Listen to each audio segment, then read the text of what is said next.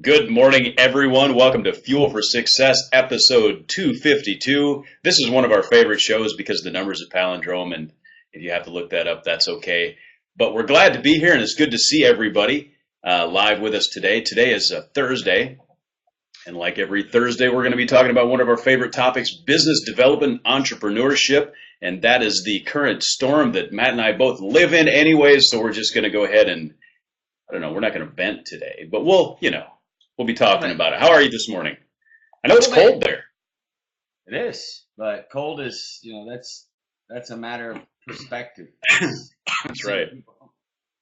It is. It's like 48, 50, so definitely, hoodie weather. Heat is on. So if the heat is on, it's cold. So anyways, but it's good. Could be worse. Could be shoveling snow. I'm not. Still going to be 7 straight days of sunshine. So that makes me happy. Anyway, Mike, this is one of our favorite shows. We love to talk about business and entrepreneurship. By far, we are we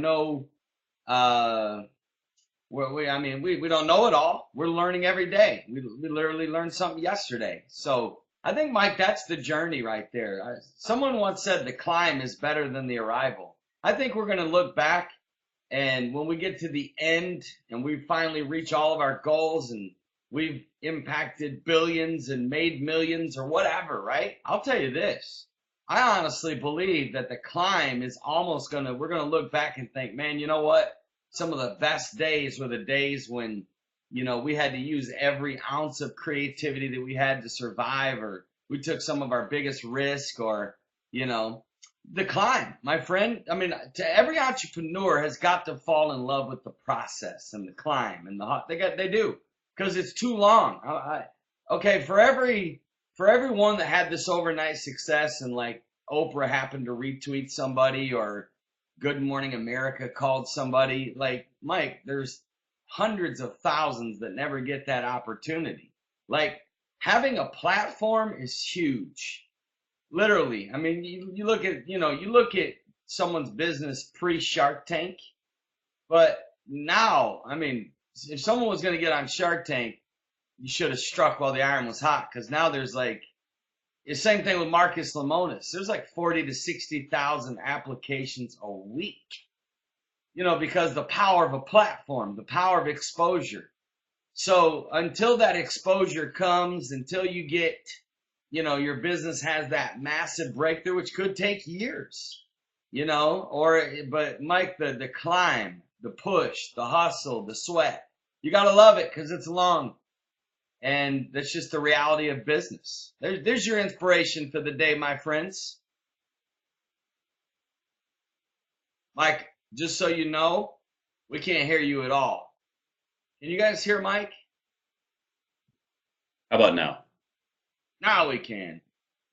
Mike, hey. Next time, Mike, unmute. Unmute next time. You know what? I had a little cough thing going on, so I muted momentarily so I didn't disturb everybody. But apologize for that. Hey, I like to say you got to love the game.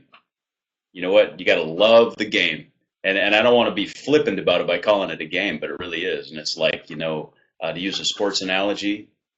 You know what? If you're just focused on winning the Super Bowl and you don't even enjoy the game, you're going to have an awful hard time making it to the Super Bowl. It's the guys that love the game that really excel. I believe that wholeheartedly. Well, let's get to talking, Mike. Let's dive into some of the questions that have come in. Well, yeah, we had some content and value we can give to people today. Absolutely. We had some great questions come in, and Britton asked a killer question right at the beginning of the show, and we're going to open with that one because it's an amazing question. I want to remind everybody that you can ask questions live if you're on the show. Text them in if you're listening on the archive. 727-341-5599 or email them mike@mattmaddox.com. But let me get Britton's question here real quick. And she asked if you could go back to the very beginning. This is such a great question. If you go back to the very beginning of when you first became an entrepreneur and have 10 minutes with yourself to give your former self advice that would keep you from making major mistakes and save some heartache, what would you tell yourself? That is, Britton, that is the question of the ages. Kind of reminds me of Brad Paisley's song, If I Could, what is it, A Letter to Me or something like that? I thought it was a good song. I'm thinking right now, Britton, just when the question came in, the first thing I would say is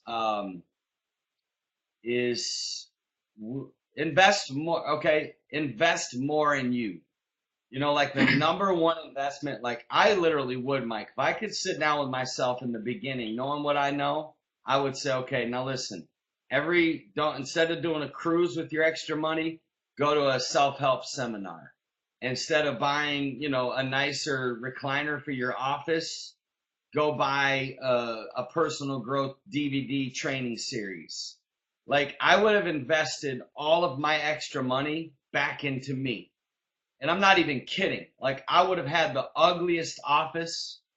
I would have lived in the most conservative home. I would have drove a very conservative car.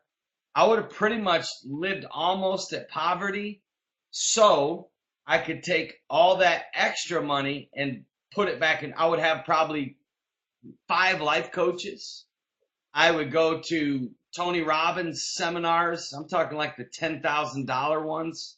I'm not even kidding. I would literally put, because listen, in my opinion, like, if you grow, your business is going to grow. If you don't grow, then your business plateaus and sometimes crashes. I honestly believe, Mike and I have both probably been millionaires already and lost it. And, but I literally believe if I would apply this one thing I'm giving you right now, when I first started, I believe I would probably have $2 to $3 million if I really would have been fiercely focused about investing in me. And I think that's the number one mistake kids make, young, entrepreneurs are making. I see young entrepreneurs, they have some success, they go buy a fancy car. They if you have money and you don't have a life coach, you're way behind.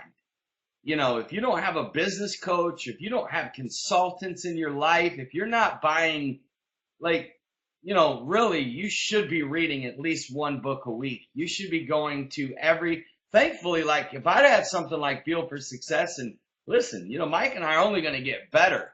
But even this platform of being able to sit down and grow every single day free. Right. Of course, if I'd had YouTube back in the day, like I would go through 8 hours of YouTube videos and then work 8 hours.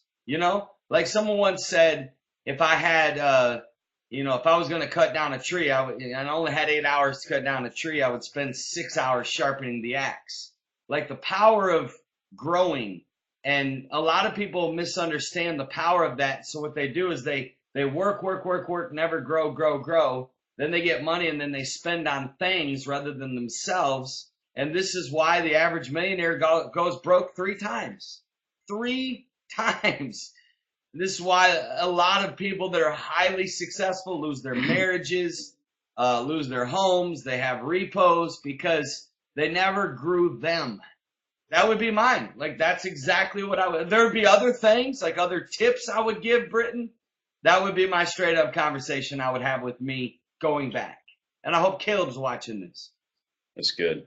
Hey, if I had 10 minutes with myself when I first started, my business, I would probably, the first thing I would grab myself, honestly, and shake myself and say, it is all about the money. Okay. And don't get me wrong, because I'm not devaluing family and relationships and all those things. Those are, even more important than anything else. And even if your business is as esoteric as, helping feed starving children in Africa, great. But without the money, it's going to fail. You need sales, you need cash flow. You need sales, you need cash flow. You need to control your spending. You need to funnel finances. You need to keep a cap on all that. It's all about the math. Without the money, the business doesn't grow. The business doesn't succeed. Nothing succeeds. It's all about the money. That's what I would tell myself. Mike, I love it, and I gut laughed at the thought of you shaking yourself. Bro, I might even slap me. I will echo what Mike said. I believe it from the depths of my soul, and it's what I'm driving. Like, I'm brainwashing to my son the power of cash. So much so that, I literally am thinking about just doing his room wallpaper in nothing but cash. Because cash, okay, I know a lot of people have negative mindsets about money, and I'm sorry for that.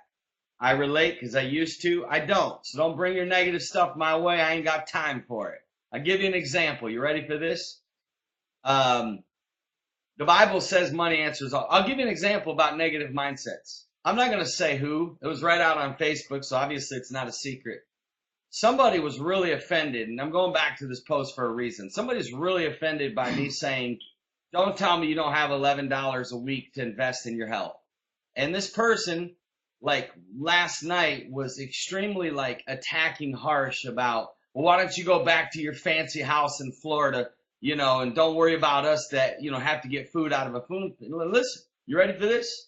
I said to myself when I read that, this girl has deeper issues than a food pantry or obesity. Like the fact that you would even say that about somebody who maybe would have a nice house, which I don't right now. So if somebody was to, like, the fact that you would even say that shows me like the number one thing you've got to break if you're going to have success is poverty thinking. You cannot attack blessing. You cannot attack prosperity. That's like okay, you ready for this? If you disrespect women, you're never going to get ladies. If you disrespect customers, they're not coming back. Friends, money is a relationship. Money is a spirit. It leaves people who disrespect it. And when you criticize like rich people, like, you ready for this? If you criticize somebody that's rich, well, if I had a dad that left me everything, I'd be rich too. Like, Mike, I wouldn't even say that. If I even started to think it, I would immediately change that thought and be like, what am I thinking? That's stupid. Like, you've got to change your energy and beliefs about money and success, or you're never going to attract it. As long as you attack it and you play the victim and you play the poverty mindset, I'm sorry. Like, you know what I mean? I mean, like, I felt bad for that person because I thought, you know what? This isn't even the issue. The issue is not the $11. The issue is not the food pantry. The issue is not obesity. The issue is a poverty mindset. You know what I mean? And it came out and saying, well, you go back and live in your fancy house in Florida. Like nobody with a success process. Like, I know homeless people that have better prosperous mindsets than that. Right. You know what I mean? So if you see somebody that's got an unbelievable house or car, you've got to bless that. And you've got to literally bless it in your mind, your spirit, and literally be happy for that person and be like, hey, one day, someday I'll have something like that. You know? I mean, I don't know. I like that. Hey, the next question that we had that came in is actually something that it would have been the second thing that I would have told myself if I could go back to when I first started and had 10 minutes, and would be the answer to this question. And the question is, how many businesses should you be involved with? Well, listen, long term, you need at least 7 streams of income.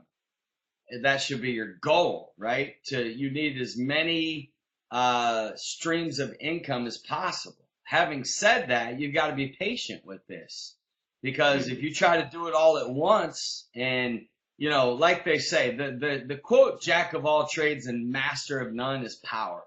It's been quoted so much we've forgotten the power of the quote. Like, I would never tell someone to start a second or third business that's not mastered the one that they're currently in, unless it might be like an investment where you might have to invest maybe just like 5 or 10 hours a month, or a little bit of cash or whatever. But if it's going to pull you away from mastering the current business you're in, like the ideas that Mike and I are sitting on right now are sickening. And I mean sickening, like unbelievable. They're world changing. They would produce wealth. They would be a blast. 10 minutes before this show, we were here talking about another business that we literally believe wholeheartedly would generate millions of dollars. But we literally have to sit on it. And so, I would say, Mike, be patient. And it's good to have other businesses, but if it's going to divide you, and if it's going to distract you and make you inefficient and ineffective and stressed, and, hurt the mother business or whatever, then I would say don't do it. Because I see a lot of people, Mike. We've done this in the past. Too many irons in the Yeah. fire. But what's your take? I know Well, you've had some experience yeah, here. again, if I could go back to when I first became an entrepreneur and have 10 minutes after I shook myself, maybe slapped myself and told me about the power of cash, I would probably grab myself by the nape of the neck and take me outside and say, you see that sun shining down on this sidewalk? There's a lot of power in that sun. And then I'd take out a magnifying glass and start burning ants, like you used to when you were a kid. And I'd say, now see the power of that focused light right there. Once we focus that energy, that's when it has incredible power. There's so much power in focus, and you cannot focus on more than one thing at a time. I don't care who you are, how multitasking you think you are, how many, tracks your mind goes on, you can't focus on more than one thing at a time. And so there are strategic ways to possibly do more than one thing sort of parallel. And Lance asked a great follow-up question, and we can kind of touch on that. But I would want to tell myself that there's so much power and focus that really you need to focus on one thing at a time. So Lance is asking. Well, I can tell you, Mike. I can tell you in all transparency, probably one of Mike's biggest frustrations as a partner of me is, hey, Maddox, focus. Maybe. Because I'm an idea guy, I'm a creative guy. I'm like, Mike, and he's like, oh, okay, focus. But anyways, it's good. I believe in it. What's Lance's Lance is asking if we're still doing other businesses, or are we mainly working with My Health 90 right now? And that's a great question. Well, yeah, yes and no. Yes and no. We are, but they point back to My Health 90. You know what I mean? Like, we're working on live seminars and we're working on retreats on the beach. And that's been a vision of ours for, about a year and a half, but it's all about timing. You know? Yeah, I mean, and there's others too as well, Lance. I mean, there's spin-offs of this concept of what we're doing and how we're scaling coaching. We've got some pretty good things coming with that, Lance, in many different areas that we could serve with this. And obviously it's just a timing issue, and it's coming. We just don't know when. There's really two words, timing and leverage. And one of the things that, it actually took quite a while of working in entrepreneurship and doing different businesses for me personally to really realize the power of leverage when it comes to technology and development and time and all of that.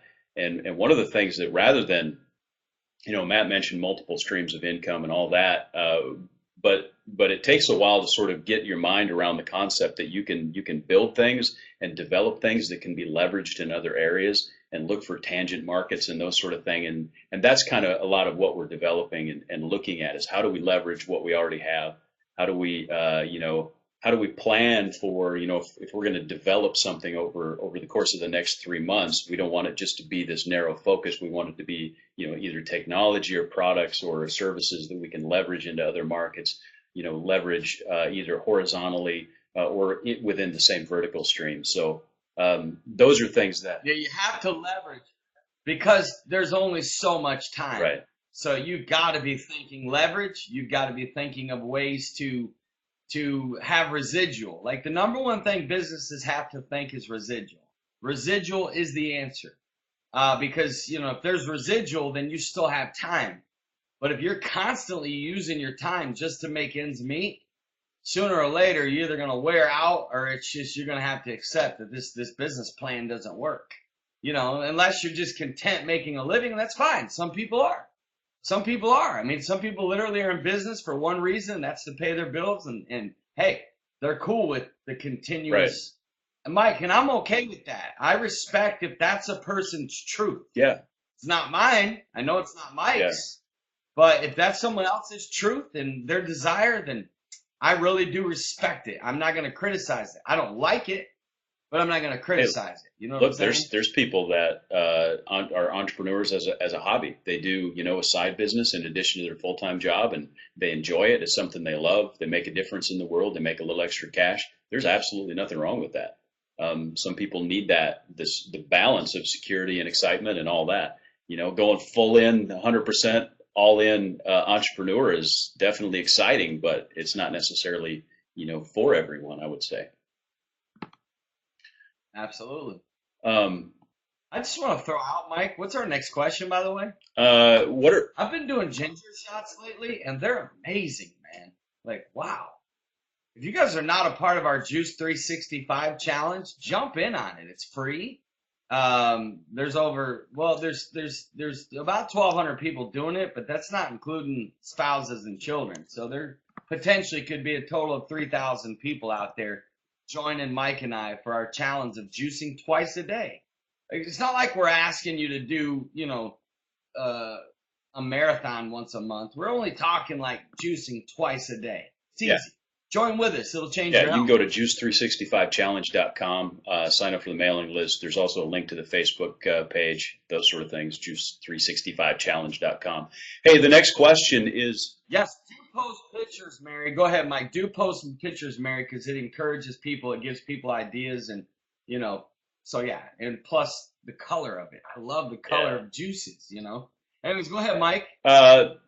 this is an easy one to answer. What are the top 5 secrets to success in business? I say that sarcastically. Hustle, hustle, hustle, hustle, hustle. Top 5. I mean, look, Mike talked about it. Focus, leverage, sales, customer service, and going the extra mile, which kind of ties into customer service. But Mike, at the end of the day, you should be in business to give value. Like, at the end of the day, the motive of a business has to be about delivering a product or service that helps people and makes their life better. You know what I'm saying? I literally believe this. If money is the number one motive, it's okay, because money is an answer. Money is a tool. But you just got to be careful that you don't lose the passion of, really, I don't care if you become a multi-billion-dollar corporation, it should still be about that customer that walks through the front door of your company. You know what I mean? Like, never lose the wow factor, the customer service, the caring, the helping, the serving, and giving value. I think, Mike, every product and service should set a goal to give more than what people sign up or pay for. That's why, like, when I do, life coaching, my sessions are literally only 30 minutes, but they always go about an hour, because I always try to give more. You know what I'm saying? Same thing with Fuel for Success. Unmute. We lost you. Plus, as Mike comes back, just tell me when you're back, Mike. Right now, we just can't hear you. But, the thing of it is, when it comes to, My Health 90, I can honestly tell you with purity, we're giving way more than what people have signed up for. I mean, they're getting their guarantees and above that. You should always get more than what your features and benefits offer. Yeah. And I know that goes against the grain, because they're like, well, what's the return on investment of that? What if we, for example, if you're, I don't know, we'll talk about it, Mike. Well, I know you're getting ready to say something. Well, I was just going to say that one thing I would add to the list is that you have to believe in your product. And if you don't, either change the product to the place that you can believe in it, or look for a different business, because it's critical to the long-term success. You have to believe in what you're doing. You have to believe in your product. You have to love your product. That's and I don't want to. Here's a great analogy that I can bring from my past, and I don't have any problem with the company or whatever. But years and years and years ago, I was like an Amway distributor for a couple of weeks, and I looked at it. The business model made sense. The math made sense. I looked at it. I'm like, great, but I mean, honestly, I couldn't get excited about selling soap, and so ultimately I did. Mike, the thought of you sitting in a living room with an Amway poster board just makes me want to fall on the floor right now. Like, literally, I could fall on the floor, and I'm sorry I owe you $1, but Mike, let's do our dollars at the end of the week, because hey, listen, you're right. You got to believe in it. And Mike and I have said it. And then this kind of leads into we're going to give a sales tip of the day. And we try to do that every one of our shows. But real quick, Mike, Lance asked what would be 3 books we would tell a new entrepreneur to read. I mean, I could give a list, Lance, of 20. Top 3. Number 1 would be probably, I know Mike's going to give his list, so I'm going to stay away from the books I know he would suggest. Appreciate that. I like the book Oh, yeah. Crush It by Gary Vaynerchuk because he's a true entrepreneur and he speaks to entrepreneurs. I do like the book The 10X Factor by Grant Cardone because it's true. I mean, you literally have to do 10 times more than what you even think you do. And believe me, he's 100% right. If you think you need to make 100 calls, you really do need to make 1,000. Trust me. Average actions will never give you a breakthrough. Number 3 would be, I like The Laptop Millionaire is a good one. I like anything by Brendan Burchard, our friend who does Success Magazine. Darren Hardy. What's his name, Mike? Refresh. Yeah, Darren Hardy wrote Entrepreneur Roller Coaster. That was a good practical book. And I still love the book, The Success Principles. And these are all off the top of my head, Lance. I'll have to pull out my iPad and take a look again and look at some of these books back here. And maybe next week I'll bring a couple of other suggestions. I'm flipping through my Kindle library here on my phone, and I'm like, I can't narrow it down to 3. Today's entrepreneur, if you're doing anything with social, and Matt mentioned Crush It by Gary Vaynerchuk, another Gary V book is Jab, Jab, Jab, Right Hook, which is just crazy good. And I would also, and I've said it before, $100 Startup is an amazing book. And you know what? Here's one that is kind of out of left field, but there's a book by, and I'm trying to see who the author is. It's called The No BS Price Strategy, and there's some power. You mind explaining what that BS means? Backstreet? I don't know. Not sure. No BS price strategy is there's some powerful concepts in there, and it will probably help you break some of the money mental barriers that you have and understand what is important about pricing products and what marketing and that sort of thing. So, yep, help us out, Pacey. Pacey, thank you, Pacey.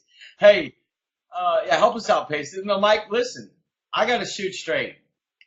My Health 90, this is one thing you will see. We're not giving it away. I mean, we've had people that have bought it for others, and we're grateful for that, and that's actually a great thing. We're getting ready to start a deal where you can actually do a pay it forward or a sponsor somebody. Great cause. But we've given so much away. Like if somebody says, I've had people, so I can't afford it right now, and I'll say, okay, well, just give back to us when you can. Because it's tempting for us to give it away. It is. It's tempting for us. But at the end of the day, Mike, that goes back to that book, The No BS Price Strategy. It is a good book. That is something you've got to fix here. Most people that, Mike, when you're not used to charging for your product or services, you've got to read that book, The No BS Price Strategy, because you've got to be set free from feeling guilty for charging or from being tempted to come down on price. Most of the time, you don't need to come down on price. Exactly. You need to go up on value. And this is a mistake salespeople make and people in business is rather than just selling the value, they try to reduce price. Mike, when value exceeds price, price becomes irrelevant. That's the quote of the ages for me. When value exceeds price, price becomes irrelevant. So having said that, Britton asked a good question. Unless you want to add in on that, Mike. Anything you want to say? You're good. Move on. What are some ways to build credibility quickly? Here's 3 quick ways to build credibility. Overpromise, underdeliver. In other words, if you deliver on everything you promise, you're going to build credibility with people. Keeping your word, and then being consistent and exempling your message. Your words can't be your message. Your words back up your message. Your message is your life. Your message is your actions. You know what I mean? Like, if I talk about health, those words that I'm saying about health are only, the real message is my actions of health, not the words of it. The words are backing up the message. And I think a lot of people misunderstand that when it comes to, you know, a lot of parents, leaders, business owners. They forget the power of example. Like, monkey see, monkey do, third grade lesson, but it's so powerful. Like, we've got to be the leaders. This is my number one frustration with a lot of pastors I've worked with. And I love you, pastors, and we're friends, and I believe in you, and I respect you. But I got to call you out a little bit, because a lot of times you expect people to do things that you don't do yourself. I say that in all kindness. Those are good. And I dropped for a second, so I didn't hear all of your answers. But, of course, it's important to actually, to be like an expert in a field, to have credibility. It's important to actually be knowledgeable in that field. So, first of all, you can't like subvert truth. You know what I'm saying? Like, I can't just pronounce myself as an expert or an authority in concert piano, for example, because I know nothing about that. But if you're actually knowledgeable in a subject matter, a great way to build credibility is to write a book. Yeah, that's actually really good. So there, or do a talk show. Do a talk show. And having said my answers, Britton, let me say this: that's a personal growth area for me. As far as the overpromise, underdeliver, that is a number one personal growth focus for me over the last year, to try to follow through, because when you have so much going on, sometimes it becomes challenging to follow through on everything that you're intending to deliver on. So, but that is the fastest way to build credibility, keeping your word, never lying, and never breaking trust. Like, at the end of the day, Lance just flat called you out, Mike. Mike, Lance, you don't have my book? Lance, you don't have his book? Kirby don't like to make toys. Kirby don't like to make toys. Lance don't have his book. Yeah. Hey, so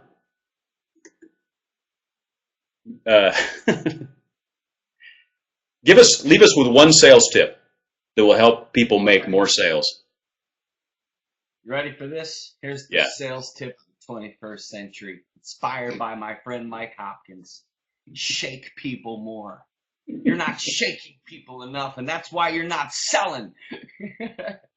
Mike, I can give you a mini sales tip. One would be this. One would be focus on mastering closing. Yeah. And what I've learned about closing is sometimes you talk yourself right out of sales. Sometimes that's nervousness. I do believe in connecting with prospects. But once a prospect is ready to buy, close. Don't delay. Don't wait. Close that second. In other words, let's say they say, okay, I'm going to do it tonight. I don't usually, and again, this can borderline, the word pushy is overrated. Whips talk about pushy. Thumbsuckers are worried about pushiness. Whiners and crybabies are worried about pushiness. Pushiness is not bad. You know who's pushy? Paramedics. Firefighters. They're pushy, my friends. Lifeguards. If somebody's in the way of somebody drowning, you're going to push them, In other words, to me, because I believed in what I'm selling, I'm going to push. I'm going to push because I know it's good for them, and I know that humanity by nature procrastinates. My job is to push a little bit to save them from procrastinating. So I'm saying, what I usually say is, look, no, let's not wait till tonight. Let's do it right now. And then just pause and go dead silent, I risk making 1 out of 10 people mad doing that because I sell more by closing. So Mike, I really believe that too many salespeople are so afraid of being pushy that we've lost the power of closing. Right. Pushy is not bad. What's bad is when you're not sincere and you're not genuine and you're only pushing because you're trying to meet numbers. Mike, I really believe sell is the same word as serve. I'm selling Good. because I am serving people. Like, I'm saving you. Hear me? I'm helping you. Like, you're going to one day, like, you're going to one day tell your grandkids about me. Like, I'm literally going to become a hero to you. Like, I'm so helping you by, like, I'm not cheating you out of anything. I'm not scamming you. You're giving me money. I'm giving you unbelievable service and product that's going to change your life. So why would I not be a little pushy? You get Right. what I'm saying? Yeah, So and that's my sales tip of the day is quit being afraid of being perceived as pushy. I don't know how you can be successful without pushing the envelope in life. Mike, success is gritty.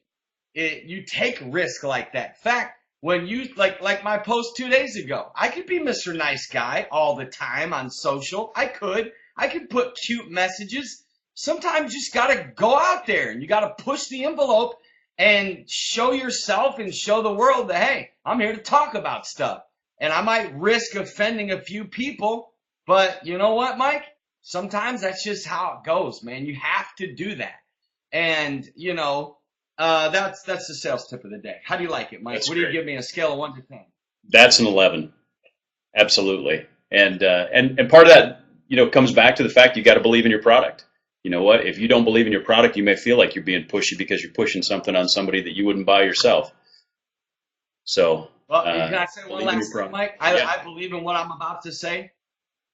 You need more critics. You need more haters. You need more people talking bad about you. And I'm not saying go out and be a jerk. I'm not at all. I don't believe in being a jerk. I really don't. Like, cut me open and you can see I believe in being classy and respectful and treating everyone right. But I also believe that some of you are playing it way too passive. You're trying to please way too many people. There's 7 billion people. Not everybody's going to be your fan.